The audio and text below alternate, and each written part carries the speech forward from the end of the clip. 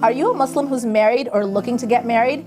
I'm sure you've heard that more than 50% of Muslim marriages are ending in a divorce. Now that's unfortunate, but there's help out there. My name is Hina Mirza. I'm a registered psychotherapist with a specialization in Islamic counseling. And I've been working with hundreds of couples building healthy, happy, strong marriages. Sign up for the course that I just completed with Happy Strong Family to foolproof your marriage and make sure that you have all the right tools and all the right skills to lead a healthy, happy, strong life with your partner.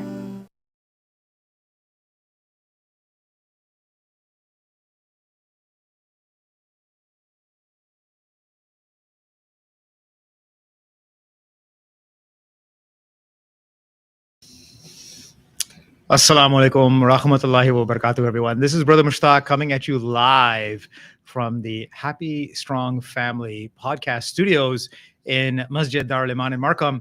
We live stream every Sunday at 11 a.m. Eastern. And yes, it has been a while. We have not done the show live for almost about a month. So this is the first episode of the new year of 2025. And it's a privilege and an honor to have a young hero on the show and to really focus on the strong portion of Happy Strong Family. And so I want to introduce to everyone here live in our studio, Qais, a 9-year-old, and his mom, Sumaya, sister Sumaya. Thank you. Welcome, guys. Welcome to the show. Thank you. All right. He's a little bit shy, but we'll get him warmed up. We'll get him talking soon enough. He has Qais, even at such a young age, he is the epitome of resilience, of strength, of grit. I have to read the bio here. It is really, really something. In case I do want you to it's an open microphone. Again, we're live. There's no right or wrong here. I'll guide you through this. It's just like a conversation, like you and I are just talking. All right. So let me read from your bio. 9 years old, Qais had already shown more resilience and courage than many of us could ever imagine. His inspirational journey began at the age of 2, when he underwent a 10-hour surgery to remove a ganglion neuroblastoma tumor from his chest.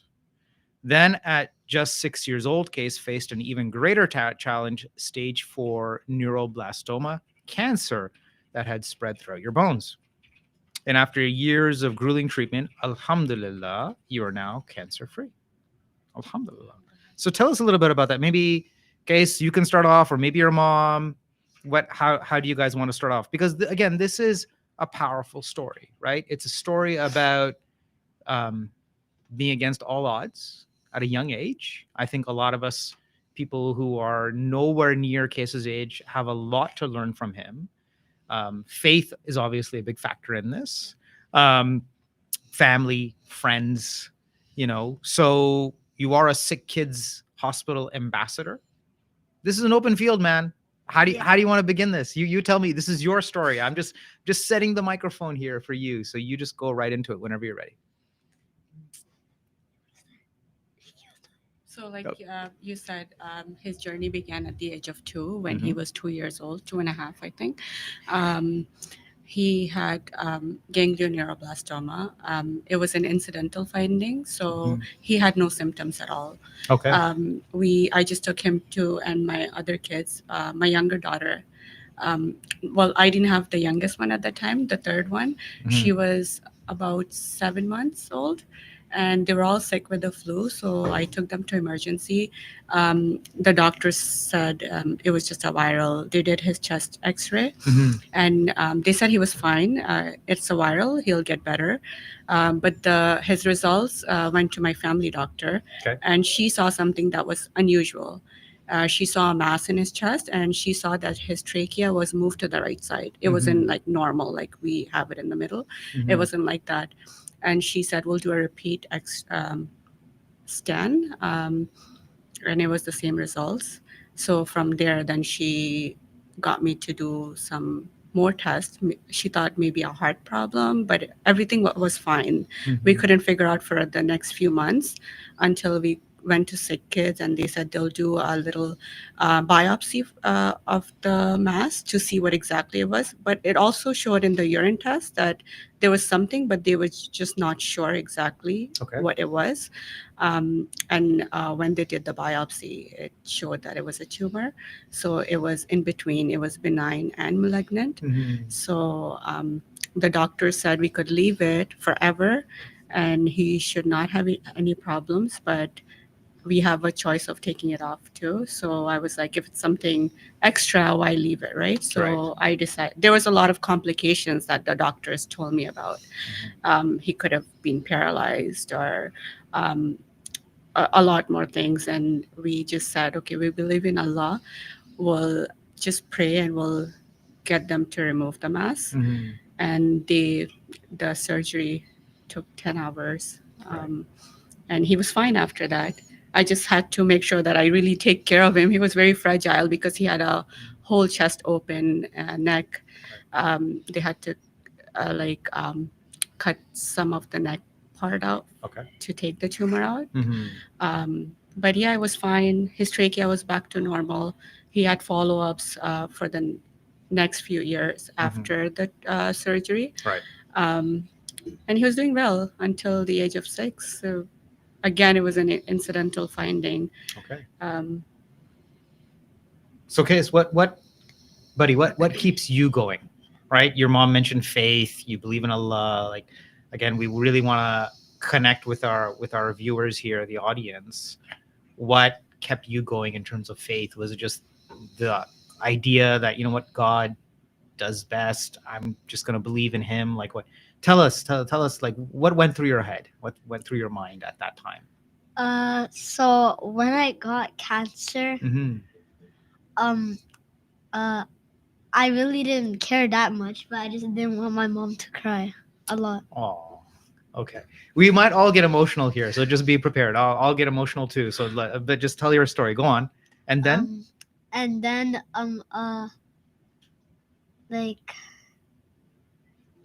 whenever they would like come like for like actually one time they took me for surgery. I was asleep Mhm. and I didn't know what happened. And then I just saw blood all over my body. Mhm, mhm. And then you woke up, and then the doctor said you were going to be okay. So then, Sister Sumaya, well, like, when you see stuff like that, obviously you've gone through this a Yeah. couple of times, right? Yeah. Already. What, again, it's the same question, but now to you. What grounds you? What keeps you sane, basically, and not just worry for your child? I would say mostly like after Allah, it's my Mhm. family, my parents and my brothers and my sister-in-law at that time. Well, I have now 2 sister-in-laws, but Imran's wife, my younger brother's wife, she was also there throughout the whole treatment when he was diagnosed with the cancer when he was 6 years old. If I could just say, Imran and Ashley, who have been on this Yes, show in the yeah, past. Yeah, Okay. my youngest brother, and my other 2 brothers as well. I have 3 brothers, mashallah, and they have been so supportive. Because my little one, when he was diagnosed, she was a year old, and it was really hard to leave her, Mhm. like alone, not really alone, but like be away from her for like weeks and months. And as well as my other kids, they were all young. So I guess I would say my family is a very big support for me, that I didn't have to worry about my other kids Mhm. while I was with him, because I wanted to make sure I'm like 100% with him. I'm not thinking about the other kids. So Alhumdulillah, we stayed with my brother at his house because my parents' house were under renovation, and he was his immunity was very low at the time Mhm. because he did have a CVL. It's a central line that they put in the chest. Okay. So I think that's what he's talking about. When he woke up, he had blood all over him. Right. So that was really hard because when he woke up from sleep, he didn't know what was going on. And he saw there's like something attached to his body, like extra part in his body, and it was all bloody. Right. And when he looked at himself in the mirror, he just started crying. Oh. He's like, what is this? It was very sad because, like, I don't know, I can't imagine the pain and that feel of having something attached to your body, because that's where they do chemo and everything from. Okay. So instead of keep poking him with a needle, they'll do everything from the central line. And he had that central line for 2 years, Okay. almost 2 years, because his treatment was almost 2 years. So I would say what kept me going was my family support. Yeah. Yeah. So then, guys, who amongst your uncles, aunts, that inner circle of your family that your mom is saying, who's your favorite? I'm putting you on the spot here, buddy, but come on, this is just a way to kind of get that story out. You know, go easy on me. I'm trying to do the best. I'm really trying to get you to talk. We really want the focus to be on you, not so much on me, but on you and your mom. So tell us more about your family. Do you have a favorite uncle, aunt? You can call them out. No one's gonna say, oh my gosh, guys, how could you say that? I hope not. Yeah. My grandparents. Your Aw. great answer. Great answer. The grandparents. Okay, so tell us more about your grandparents. So, like, when I was in the hospital, they were the only ones who could take care of my other siblings. And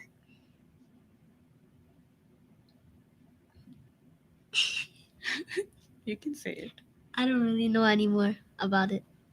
Okay. So your grandparents, meaning your parents? Yeah, my Okay. parents. Okay. And they took care of Qais. Tell us Yeah. more about that. Again, because this is the very heart definition of family, right? Yeah. And I always, mention to people that family is something that you're always tied to. Yeah. And we all go through cycles of good times with our family, bad times with our family. And sometimes we even expand that definition of family to include people who are not family, right? But you treat them like family because they treat you like family. Yeah. And the very definition of family is that they're there for you at times when you need them the most. Of course. So then Qais already mentioned your parents, his grandparents. So tell us more about that. So I would say we're very lucky to be living very close to my parents. We're like 2 minutes drive. So basically when he was going through his treatment, like I mentioned, my parents' house were under renovation, and he was very sensitive to dust and everything. So every time we would come back home, my other kids would stay with my mom and dad and my brother.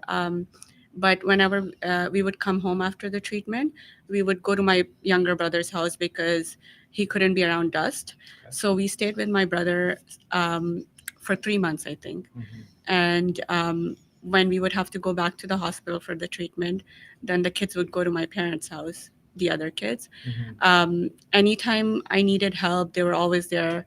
My brothers were very supportive, sister-in-law. So when we would come home, sometimes he would develop fever, and he can't have fever at that time. So I would have to take him back to the hospital. So sometimes the next day I would have to go back. And it was really hard. And my brothers would be there like anytime, 4 o'clock in the morning, 3 o'clock in the morning, just a call.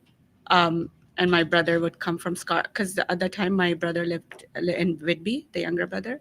So my other brother would come running, like he would drive and come to get us, to drop us to the hospital. Okay. Or my husband. Like they were all there to support. If my husband had work early in the morning, my brother would say, just let him sleep, I'll come. Yeah. He's like, you forgot about Mamujan. So that's my other brother who's after me. So Okay. I'm the oldest, and they're all younger than me. Okay. So like, Alhumdulillah, they were always taking care of us, making sure we are fed. They bring us food. If Qais would crave for something at night, in the middle of the night, they'll make sure that they bring it for him anytime. And it was really hard because nobody could come and visit him because it was COVID time. Oh my goodness! And Wow. yeah, Okay. he was, I think it was 2021, that's when he was diagnosed. And it was so strict. Nobody was allowed to come in the hospital, only one parent. So the second parent couldn't come. Right. So I was there all the time with him. My Mhm. husband would come and drop off food outside. Oh. So we have food, or my brothers, sometimes they would try to sneak in. And the nurses would be like, why is there more than one person? They'll get upset because it was strict. I had a badge and I would give it to my brother to come and see Oh. him. And especially because he missed everyone so much. Mhm. That his brother and sisters couldn't come see him, his grandparents, his aunt and uncles. Right. Nobody could come and visit him. So Mhm. it was really tough for him. He would cry all the time to Yeah. see them. Well, that was the protocol at the time, right? Yeah. During the pandemic. So, Case, tell us about your experience at SickKids Hospital. Like, we all know SickKids Hospital, especially here if you're in Toronto.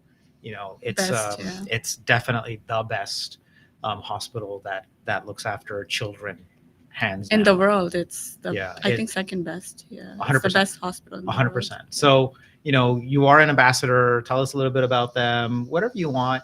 Again, just want you to open up, buddy. Help me out here. So then go on. Microphone's yours. SickKids is like, if you're like admitted in the hospital, Uh-huh. like there will be like some people that would come to your room Uh-huh. and they would like ask you what they want to do, and then whatever you say, they would like get it from somewhere. And Campfire Circle, did they bring an Xbox? Yeah. Oh yeah, they Nintendo, I think. no, I already had it. Okay. One time they brought an Xbox, Whoa. Okay. And and I didn't even play with it. you didn't? Yeah, I was just watching my iPad. And like, if you're like admitted for like a long time, there's like, you can go to like, what is it, the fourth? Yeah, fourth floor. The fourth floor, and there's like Marnie's Lounge. a lounge where you can like play. It's like an arcade. Yeah, they have games and Really? pool An tables. arcade. Yeah. Wow. Pool table, games. Okay. And you have to book something. It's on the 9th floor, and Uh-huh. it's like, Samson Space. it's just like, There's lots of toys Yeah. there. Yeah. Like to get them busy playing and like for but some it's not fun. very long. It's like 30 minutes. Okay. Well, that's 30 minutes. Yeah, because other kids have to. That Play at least too, you right? kind of get to play. And, Yeah, you get to go out of the room Okay. for a little bit, right? Okay. Well, that's good. Now you did a commercial for them as well, right? Two. According to the notes, you've done 2 commercials, like TV commercials, Yeah. radio commercials. So it's on YouTube. Mhm. I think it did come on the TV CP24, I think. Sure. He was a superhero, and the day he did the commercial was the day when he had radiation in the morning. Oh. So we used to go for radiation every single day. It was for Mhm. 12 days. Mhm. It was after his radiation we went for the shoot. Mhm. Okay. And he was very tired. Mhm. It took us almost all day to just do that 1 second scene. So yeah, he did pretty good. What did you want to talk about that? How you felt? Yeah, tell us a little bit about that. Which one? The commercial. Which one? No. Oh, He's done 2, so come on, yeah, Mom. He's like, the one which where one? you were a superhero. Oh, that one.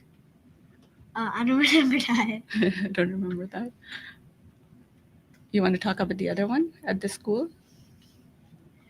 The other commercials about a kid he was in school Uh-huh. and he had some kind of heart problems, Uh-huh. and then I think when he was going outside, he like just passed down and died. So it was based on a real story. Oh. Okay. So at the end, there was a kid who did the ad. He was an actor, Mhm. but then they had like a couple of SickKids kids to just show that they're superheroes, real life superheroes. So Right. just their pictures at the end. Okay. All right. So where? Okay. So Case, let's talk about future Case. Okay. I know you're just 9. We were kind of discussing off air. My youngest is 10. She just turned 10. So, even at the age of 9, do you have any plans? Do you want to become like an astronaut? What are you even thinking about that? Are you just Yeah. enjoying grade 4? What are your I thoughts know. right about now? I mostly like want to be a soccer player. A soccer player. Nice. Okay. You follow what? The Toronto FC? Do you follow any teams? European I just teams? mostly play at school. You just play at school. Okay. Well, there you go. A future football star, right? Okay. Excellent. Producer Kashif, do we have any questions on the board? Yeah, absolutely. Inshallah. Before we get to the questions, I did want to just share one thing on the screen here. So let me bring that up. So we got the Instagram handle. What's your Instagram handle where people can follow you? Life of Qais. There we go. So I've gone through this and I've picked out a few pictures, and I want Kes to tell us what's going on in those. So first of all, we have here, it seems like some sort of a commercial. Is this one of the ones you were talking about, or is this something different? What is this? It's a commercial about the Bia Halal. This is a different one. Oh, Zabia Halal. Okay. Well, do tell. I think I saw this in the notes, but yeah, tell us a little bit about that. Guys, Sister Sumaya? Want to talk about it? How'd you get me? So they offer. I applied for the ad, and then he got selected for it, and from there, he got to do that. Wow, very cool. Man, you're like an up-and-coming TV star right about now. Okay, so if it's all possible, we are, out on YouTube. This gets recorded. It's a live stream right now, but then it's a forever living, video on YouTube, buddy. So if there's any, agents out there, then we have a potential star right here. He's already done, I guess, 3 commercials then? Exactly, yeah. Producer Kashif, look at that, buddy. All right, So excellent. the next one I have here looks like you're with the Toronto Maple Leafs. So tell us, what was that about? Oh, the Maple Like you're sitting in Leafs. Austin Matthews' chair from what I see here. Wow, So, man. for those that don't know, that might be watching outside of Toronto, hockey is very big in Toronto, and Austin Matthews is the team superstar. So Yeah. it seems like 100%. Come on. So tell us about that. So there was this event where I got to the Toronto Maple Leafs, meet the players, and Austin Matthews wasn't there, but he was somewhere he was at a bottom We took floor. a picture with him. Yeah, he was but there. he was at the bottom floor. Yeah. So we got the was a- VIP treatment, Uh-huh. and we got to go downstairs and speak to him, get Pucks. signatures, autograph. This was from SickKids. They invited us. It was nice, really nice. Very cool. Very cool. perfect. All right. And the next one I have here. So who are these people? Are they just random people you posted on Instagram, or these kids here? Our family. Oh, mashallah! You want to give them a shout out? What's the names of your siblings? Tell us a Farhan. little about each one of them. Farhan is my brother. He's 11 and he's in grade 6. And he also really likes soccer. And yeah. And then who else is there? Okay, who else is in the photo here? My second sister Marwa. Mhm. She's 7 years old and she's in grade 2, Mhm. and she likes coloring. Okay. And I think one more And sister. My other sister is 5 years old and she's in SK kindergarten. And her name? Isa, Isa. Okay. and she likes memorizing songs. Oh, very cool. Okay. So those shirts in the picture, I think you're wearing UK. If you want to just stand up for a quick second. Oh, when was the shirt made? Yeah, I Did you think talk you're about it? wearing the same one, and on the Instagram post it says the best day, and everyone's wearing this shirt that says Alhumdulillah. So what was that best day, and why were these shirts made? That's when I beat cancer. Alhamdulillah. Okay. He rang his Alhamdulillah. bell that day, so I got those custom made. So the brother's shirt and the sisters, it said at the back, "My brother is cancer free," and his says, "I beat cancer." Nice. So now that this is Alhamdulillah, this is I was thinking this is also like dawa, right? Wearing these shirts. Did people ask like, what does that mean? Or Yeah, a couple people. So we told them it means thanking God, like for everything, and Alhumdulillah. That was the day we were waiting for a very long time to ring Yeah. the bell. Mhm. So it was a big day. Alhamdulillah. and then here we have another one here, and this is from the Facebook page, and it looks like Sister Samaya, you're sitting. What's going on here? So this is on the Sick Kids Foundation Facebook page. Oh, two We sick found kids it. moms. Wow. Okay. Yeah, This it is a was on powerful story. Mother's Day. We just talked about our stories. Mhm. Um, Perfect. And then the last thing I want to show here was, so we have these pictures of your face all over Toronto. So what are some of these venues, and how did this come about? You know most of it. You did it. so the one on the left side, that was the grand opening of the new Sick Kids building. Mhm. They invited us to do the grand opening and cut the ribbon. Okay. And Okay. Qais and I also made a speech that day, and he got to reveal. So they made I don't know who did, but they had a Lego building, Sick Kids building. So he Yeah, he was. pulled down the He curtain was. to He was reveal. in 2 events. Yeah, so that was that day with the Right. Right. And it looks like maybe Union Station, around the Eaton Center, kind of the Yeah, outside, or so Dundas Square. that's Dundas Square, Yeah. where we're all standing, Yeah. and Union Station is at the bottom where Yeah. there is a big picture, and that's Billy Billy Bishop Bishop Airport. And what else? That's from Sick Kids. And then that's the Sick Kids building. It's a 8-floor banner. Right.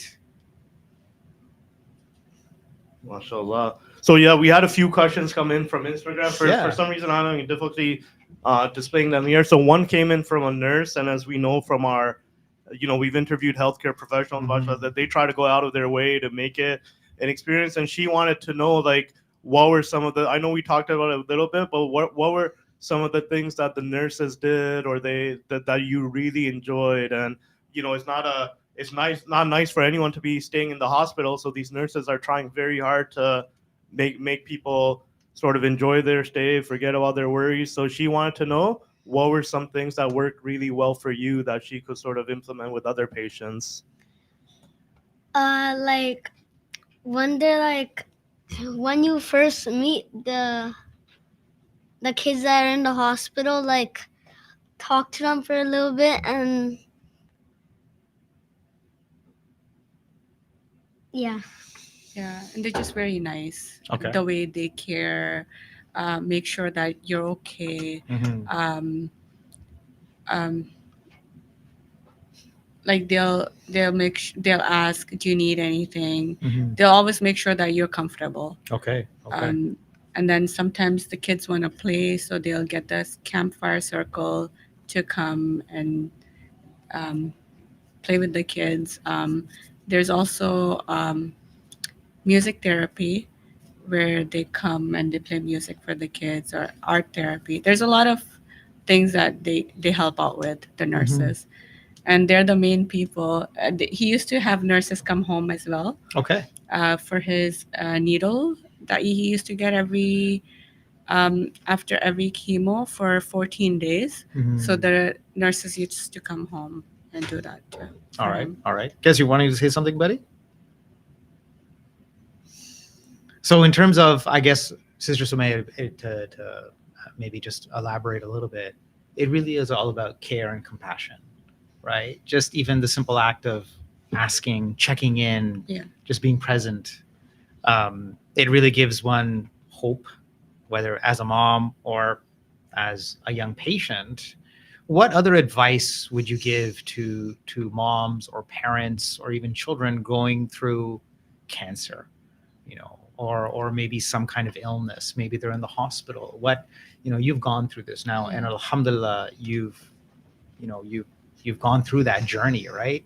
if there are any kind of teachable moments that you could pass on, now's the platform. Now's your chance to kind of really say, look, I've been through it from a very young, tender age to see my own child. And now, Alhumdulillah, through the power and grace of God, cancer-free, you know, surely you've got some wisdom to pass on. I would say it's very hard to see anyone that you love, your loved ones, suffering with even a small illness, and cancer is very big. Oh yeah. Very, very painful. And especially seeing your little ones, your kids go through something like that, it's very hard. But I would say that just pray, just stay calm. That's what I try to do. Also, because I had so much support, I was very calm, and I believed that it was going to be okay. There were some times when we were like, is this going to be okay? Like, we would question, right? But deep down, I knew it was going to be okay. So I just stayed calm, I guess, just stay calm and collective, and just be happy with the kids, because they just want to see you happy. Like I said, he couldn't see me cry. Yeah. So yeah. I used to just try to be strong and happy for him. We used to do a lot of fun things, even the times when he was very ill, like very sick, and he couldn't move around. He was nauseous most of the time. We just try to do fun stuff with him, and my family as well. So the time when he started losing his hair after his first chemo, we were just like sitting on my brother's table, like having breakfast, and there was like a whole bunch of hair just dropped from his head. Okay. So we knew he was starting to lose his hair.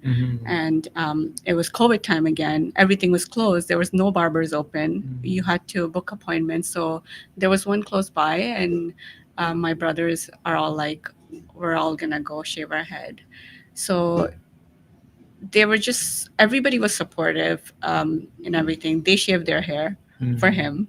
And the lady was like, we can't book too many people because they had appointments, right? But they took all of us, everybody, and they shaved everyone's head. So like things that we did for him to make it fun. Yeah. You can see it, not brother. Oh, his brother too. He also shaved his head for him. Wow, buddy. You had like your uncles, your brother, they all shaved your head in support of you. I mean, okay, so let's put the spotlight back on you, Qais. You've gone through this, right? At a young age.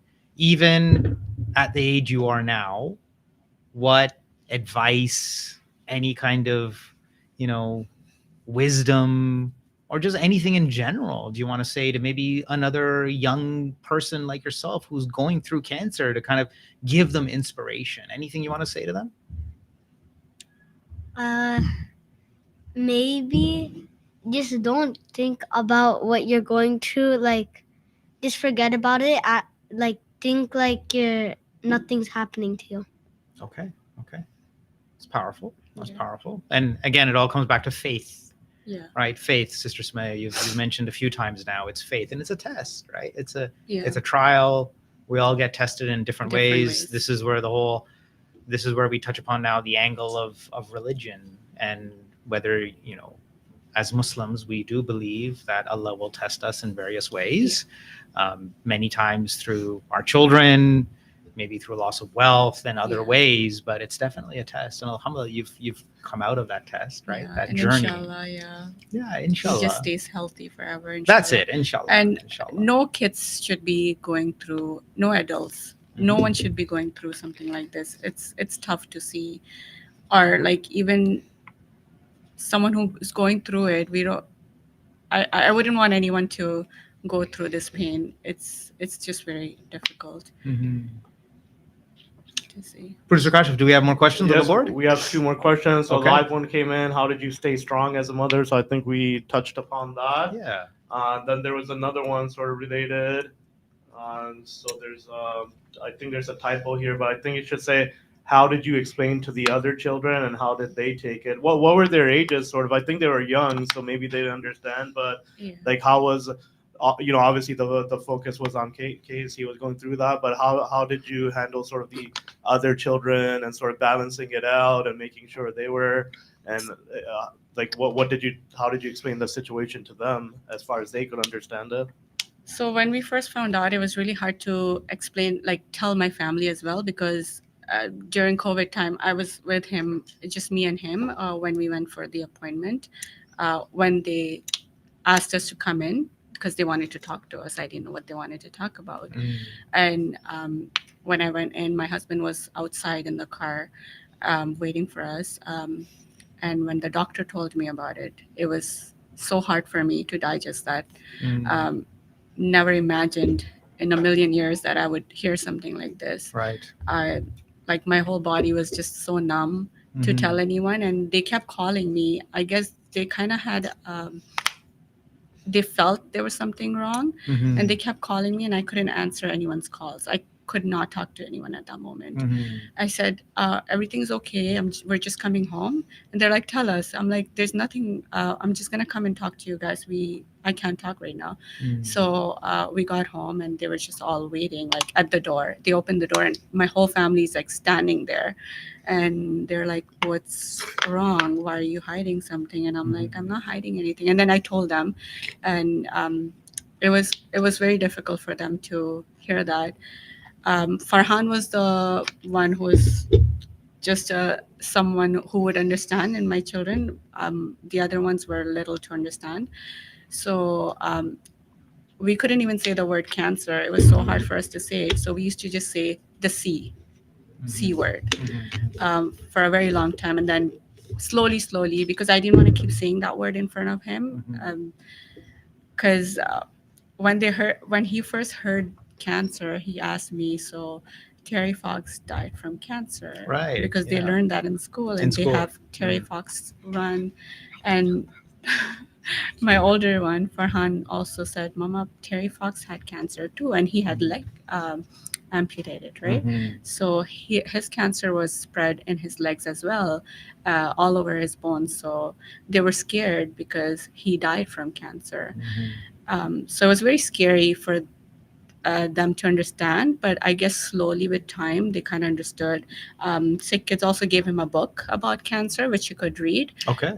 So I read that book to them, so they understand a little bit, so they're not very scared.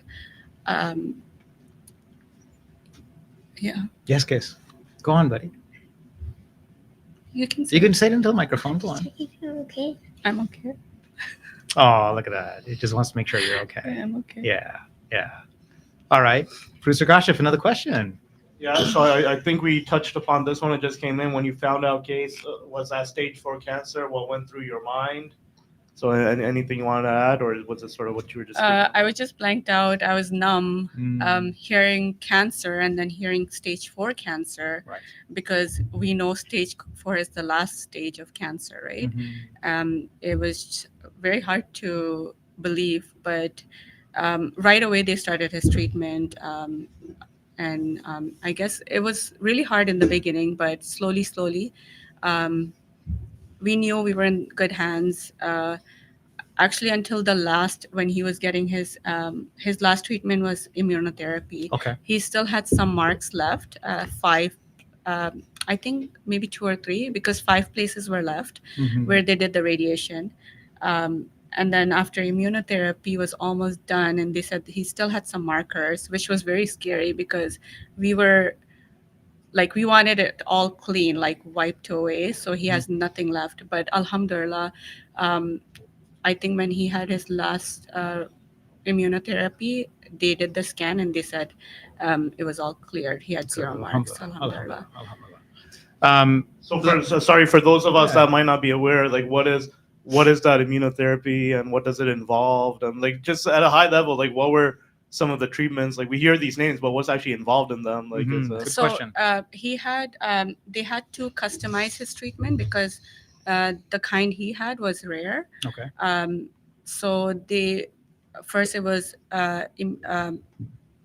chemo, 5 sessions of chemotherapy, which is every 3 weeks. We go for 1 whole week. Okay. He has chemo every day for that week. Yeah. Uh-huh. Okay, you can talk about it. So every day for a week he has chemo, Right. and then after that they make sure he doesn't have fever, his cells are back to normal a Mhm. little bit for him to go home, because chemo just kills everything in Right. the body, right? Right. There's nothing left. So, and then we go home, we come back. So he had 5 sessions of those, and then he had high dose chemo, which is staying in the hospital for 1 whole month, and 2 bone marrow transplants. Okay. So bone marrow transplants are from his own cells. So they take all of the good cells from his body Mhm. and they keep it, they store it, and then they give it back to him. So usually I think it's from somebody else, right? But for him, in his case, it was his own. Okay. It's very painful. High dose chemo is also very painful. Bone marrow transplant is at the same time. So when he gets that that blood back in his body, he gets really sick. Yeah. Yeah. So one time he was very low. That's what he wanted me to talk about. Sure. On platelets. So they had to get platelets. The blood cells. Yeah, and he got a reaction. The reaction was so bad that he got hives all over his body. Oh. He was all swelled up, and like he started screaming. He was in so much. It was like 4 o'clock in the morning, and he started screaming. He started crying. He wanted to jump off the bed. Like he wanted to throw himself down. So they had to stop it right away. And the emergency doctor was called. They had to make sure he was okay. They gave him some medications, which helps with the reaction. So then, Alhumdulillah, with those medications, he was okay, but they couldn't give him platelets after that. Right. Okay. Because he got reacted. So his next, after the high dose chemo and bone marrow transplant, it was the radiation. So they do another scan to see what are the places that are left. So his radiation was done at Princess Margaret, because they don't have that in SickKids. Right. So we would travel every day for 12 days. He had it in his head as well, so they had to make a mask. It's the way they make it is that they have to shape it to his face. Okay. So the radiation doesn't go other parts of like brain and stuff. Right. Right. There were five places where they had to do radiation. And then after that is the immunotherapy. So whatever is left, it tries to. So it's involved also medications for immunotherapy. Where if there's any markers left, that those medications clear up. So everything is done through the line that he had, the central line, and all the medications go through that. So that was his treatment. Okay. Okay. You're strong, buddy. You're a hero. Let me tell you something. So, just a handful of people know this, but I don't mind sharing live on the air. I too have a lump in my chest. It's benign, so Alhamdulillah. But every 6 months, I do go to the Markham Stouffville Hospital to get it checked. Okay. So just Inshallah, thought I'd share with you that you are a hero, definitely, Qais. Definitely. Let's get some more questions from the board. Yeah, Producer, as they were talking, I was just pulling up some photos. So I guess this is one of the scans that's happening. Yeah. Yeah, this is called MIBG scan. Mhm. So he has to stay in the machine for a few hours. Okay. It could take 2 hours. It just depends. 3 hours. And it does a whole body scan, head to toe. Wow. Okay. So this was the scan that he first had it to find out where he had the markers. You can see it. Huh? He doesn't like it because it's too it closes too much to his face and it's very scary. Yeah. Because we go for MRIs and stuff and we Right. get scared. So it's always very scary for him. When he was younger, they used to put him to sleep and do the scan. But now they say he's older, he can do it. So he's been good now. Yeah. Well, it's a small space, right? It's like kind of like a small space. Very crowded. Even when every 6 months or so, when I get my chest, scanned for that lump, it's like, what's going on? You can't move. Can't move, right? And then Yeah. they kind of put a heavy lead vest on you. Yeah. To your point, They so tie you up so you're not it's moving like, at all. So I totally understand. And I do get it. Yeah. And then, sorry, this one also. So this was this the line you were referring to? Yeah, or- this is the central line. So who do I've had? So it was in for a couple of years. It seems like. Yeah. Oh, so It's very hard to take care of that because no water can go in there. So Oh, when okay. I used to shower him, I used to make sure in the beginning I used to put like the wrap that you used to wrap the dishes. Saran wrap. Yeah, saran wrap and Sure. tape it, but it wasn't working well. The tape would come off. Mhm. So I just made sure that I don't wash that area Mhm. and the other part of the body. But it was very hard to keep that line. And Alhamdulillah, it never got infected the way we Oh, took care of it. wow. I had to make sure I clean his line every day. So I had all of the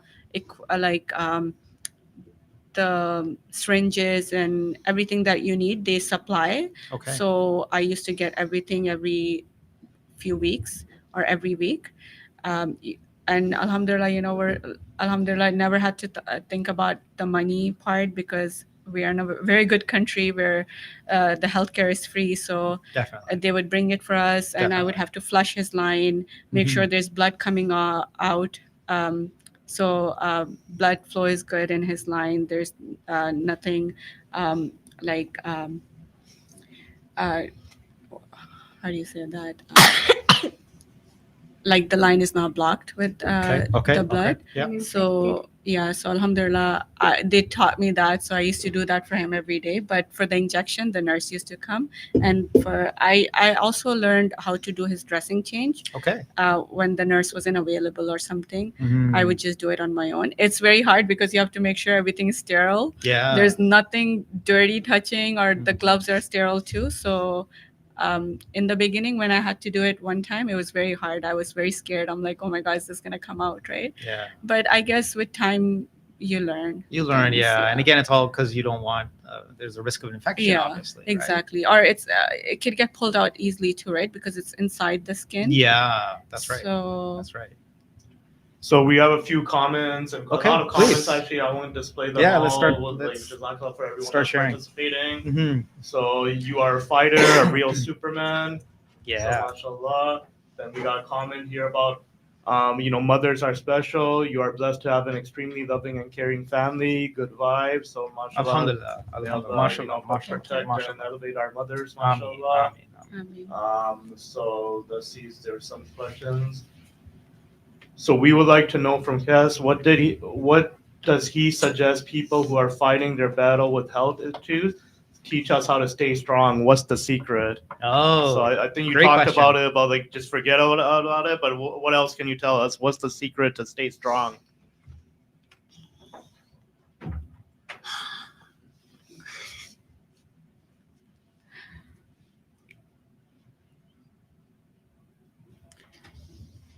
it could be anything. Could be anything, Case. Some, Having just somebody beside you. Yeah, just something. What anything. what do you feel? Just something that right now you just want to say. Come on, just off the top of your head, buddy. What makes you happy, I guess. Would you go on? maybe like when the campfire circle comes, they like try to make you like forget it, and then like it's them. It's that support, right? That support, the support of a great hospital, Yeah. the support of your mom, the support of your dad, your uncles. So we've heard campfire circle a few times now, but I still don't know what that is. So why don't you tell me what? Tell it us is a little bit exactly? about it. So it's a group of people where they like go to rooms only if you're admitted in the hospital, Uh-huh. and they come like to play with you, like and they like if you just want to like play, they will like watch you, and they'll like say like, can you do this, can you do that, and then if you like bored, they can like make slime and like other stuff. Whoa, make activities, slime. yeah. Very cool. Bring toys for them. Okay. And then there was a question here. So your mom was talking about your journey, but how much do you remember about your treatment journey? And do you the guy she was talking? Do you remember it all, or have you forgotten it? Because it started at such a young age, right? So I forgot like a lot. yeah. So wait, let's go back to the campfire circle. Did they ever bring you halal marshmallows? No. Okay, well, there you go. There's a suggestion for the good folks Yeah. at SickKids Hospital. If you're gonna do a campfire circle, in my humble opinion, I haven't, Yeah, been I part guess of Gus that. never asked for it. If he did, maybe they would have. Oh, there you go. I was never There you go. hungry. He was Oh, never. that's for commercial number 3. There you go. That introducing the new halal marshmallows at Yeah. the campfire circle for the good folks Yeah. at. Well, you were SickKids never hungry, Hospital. but I'm curious because hospital and airline food probably has the worst rep out there. Was there anything at the hospital you enjoyed eating that they gave you, or was Oh, there? I great wouldn't eat question. anything because whatever I would eat, I would puke it out. Ah, that's fair. That's fair. Yeah. So a lot of. And you can talk about the NG tube. So there's this thing where, like, because I wouldn't eat, they would like give me like fluids, Mhm. and they had to put something in my nose. It was like NG it tube. was a rubber, and it was like just like a big line of it, and then they just put it in. It doesn't so it doesn't slip down. They put a metal wire in there, and then when they put it all the way in, they just take it out, and then that's what feeds me. But whenever I puke like that, it's like it goes in my neck. So whenever I puke, like the pressure like pushes it forward and it comes out of my mouth. Oh, okay. But what about Yeah, now? Now you yeah. can eat stuff, right? Or Yeah. Alhumdulillah. So now that you can eat, what's your favorite go-to dish? What are you eating? What's your favorite food, man? Come on, something that mom makes, dad makes. I know what he's gonna say. Uncle Imran. I don't know. Auntie Ashley. Come on. My uncle. A barbecue. A barbecue. Nice. Like what? Barbecue steak? What? Kebabs? What is it, man? Steak, ribs, and chicken. Steak, ribs, and chicken. Okay. That's his Okay. Hey, that's awesome. You can't go wrong with chicken and steak and ribs. Okay. Excellent choice. Excellent choice. So it seems like grandmother is watching. So my grandson is a superhero, Alhamdulillah. So Aw. Thank you, me. Say thank you, me. Thank Love you. you. Oh, there you go. You know what? That is like that just says it all for the show, doesn't it? That your grandmother's watching. Your grandmother has publicly Yeah. said. I think in all the of his grandparents comments. are watching. Maybe the ones in Aw. Pakistan too right Oh, now. there They're you probably go. watching too. Awesome. Alhamdulillah. And I guess that really is just. you know, And also, like they don't put it in just by itself. Also, Mhm. it might slip inside my body. But one time when we were like at a restaurant, I think I ate like a slice of pizza Okay. because I could like eat more that time. Uh-huh. And then I was playing, and then I think my sister and my brother accidentally punched me in the face, and then it came out, but I just put it in. It didn't fall They down. didn't punch you, but I think their No. hand just got caught into his. Yeah, and then they tube. just pulled it down. Yeah, you know what? Hey, kids do that, Yeah. man. Like, and that you was know, the only time. Alhamdulillah, they've been very careful with him. When he used to come home from the hospital, they'd hug him, but they'll make sure they hug him like this. They're Yeah. not too close to him, yeah. so he And- doesn't get hurt. I didn't want to go to the hospital to put it in again, so I just like went in, and then it just stayed there. You just Pushed put it in her. back yourself? That's awesome, man. Look at that. Wow. You like, again, hands down, you are a phenomenal superhero, man. Like, just that strength, just like the attitude. Oh, everything's going to be fine. I don't care. Like, alhamdulillah, man. That's awesome, buddy. I think we'll have to do Look at a round 2 because we finally got him talking. But I it's near know, the end. It's I near the end know. of the podcast. So inshallah, just one more question I'll ask, and then we'll hand it back to Mushtaq bhai to wrap it up because Mhm. we are at the sort of the end of the podcast. So one thing, a lot of people go through difficulties. They go through trials. Unfortunately, cancer is like a common occurrence now where we all know someone that's gone through it, going through it. And a lot of people, unfortunately, they just don't know how to reach out to someone, right? And in your like, I have to call this person, I have to contact this person, but I don't have the words. And then a lot of people just forget about it. And something that always sticks with me personally is like, I think Martin Luther King says like, I won't remember the words of my enemy, I'll remember the silence of my friends, right? So it's always like then people might get hurt that so and so didn't reach out.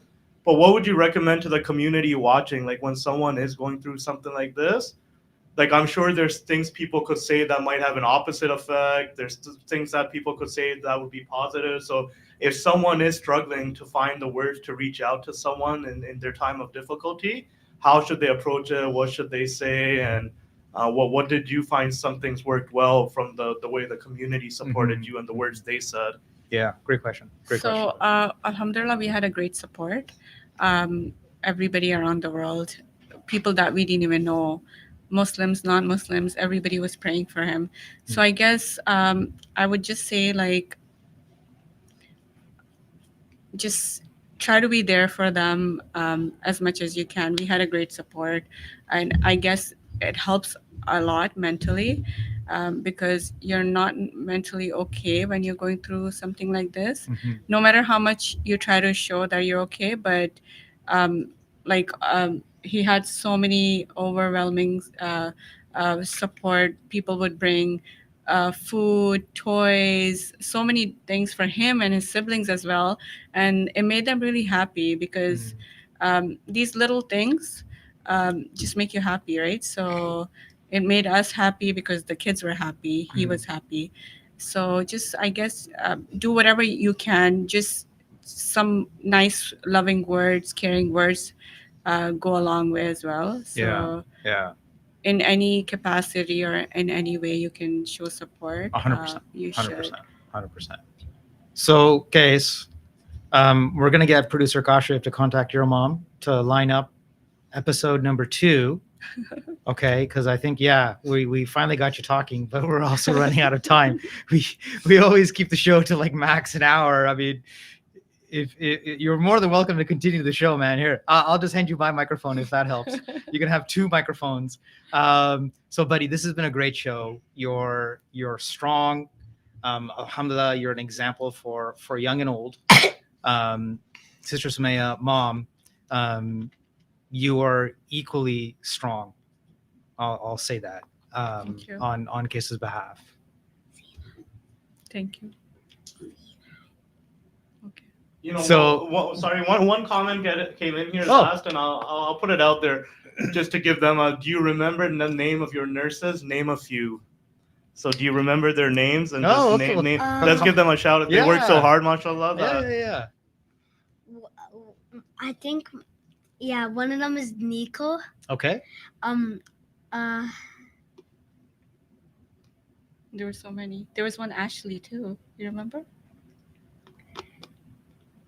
What's her name? Which one? You can say the ones that used to come home if you remember their name. Quinn. Yeah. Okay. Nico, Quen, Ashley, anyone else?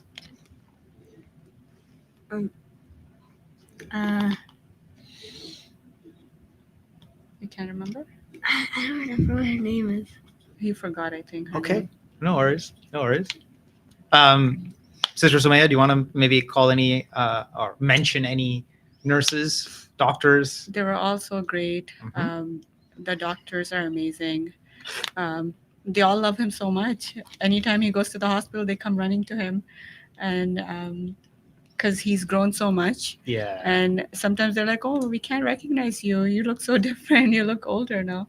So, yeah, Alhamdulillah. But they're all amazing. Everybody, the whole staff is great. Good. So this has been a great show, because in every show, in every episode of the Happy Strong Family show, we really do want to focus on family, and you guys have demonstrated that. Thank The you fact so much. that your mom and dad, Qais's grandparents, brothers, Qais's uncles, aunts, Sister Ashley, who's been on the show in the past, right? His own siblings, you've had an outpouring of support the world over. So that is the very definition of family. You are both the epitome of being strong, and you're both the epitome of being happy, even in the face of tests and trials, as any Muslim goes through, or anyone of faith for that matter. So, to have all of that in one show, thank you. Thank you so Thank much. you. Thank you. Thank you. Thanks for Um, having us. No, you guys are, like I said, Bruce Kashif, bro, make sure you pencil in Qais, okay? And then we'll, if he hasn't done like a fourth commercial, or maybe he has his own talk show by then, I don't know, but we'll work on that too on a separate track. Yeah. Oh, Some of his friends are on the chat, so he's looking at their names and he's like, "Oh, wow, look at that! So, come on, dude, you say this now Yeah, at the say hi to very them. end? just say hi Oh to them." my gosh! Okay. I'm Hamid. Oh, okay. So here, and we also now have brother Qais in the room as well. The founder of Happy Strong Family. So, brother Qais bhai, Qais, I'm just gonna put you on the spot. Give Qais here his own show. We'll just do a kids show. We'll just completely do a kids show. Yeah, that would be nice. Okay. Here, I have officially given you the second microphone. You can probably hear my voice off still in the distance. So there you go. We're going to end the show on a happy note. You've watched almost an hour now, 59 minutes of the Happy Strong Family, co-hosted by Qais and Mushtaq and Sister Sumaya. Thank you guys for watching. As always, it's an absolute pleasure for anyone tuning in.